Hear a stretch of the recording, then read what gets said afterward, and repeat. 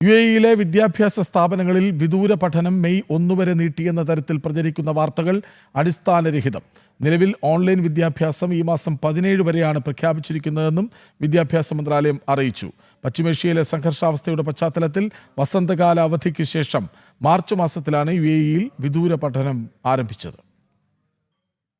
വിദ്യാർത്ഥികളുടെ അധ്യാപകരുടെ സുരക്ഷ കണക്കിലെടുത്ത് രാജ്യത്തെ നഴ്സറികൾ, കിൻഡർഗാർട്ടനുകൾ, പൊതു സ്വകാര്യ സ്കൂളുകൾ എന്നിവിടങ്ങളിൽ ഓൺലൈൻ വിദ്യാഭ്യാസം ഈ മാസം 17 വരെയാണ് പ്രഖ്യാപിച്ചിരിക്കുന്നത്.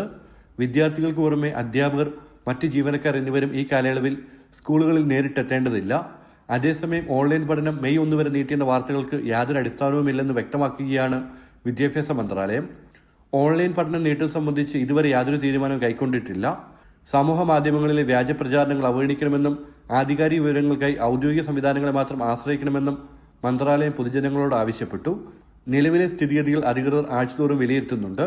ഏപ്രിൽ 17 ശേഷമുള്ള കാര്യങ്ങളിൽ എന്തെങ്കിലും മാറ്റമുണ്ടെങ്കിൽ അത് ഔദ്യോഗികമായി അറിയിക്കും. കുട്ടികൾക്ക് തടസ്സമില്ലാതെ വിദ്യാഭ്യാസം ഉറപ്പാക്കാൻ നിലവിലെ ഓൺലൈൻ സംവിധാനത്തിലൂടെ കഴിയുന്നുണ്ടെന്നും മന്ത്രാലയം വ്യക്തമാക്കി.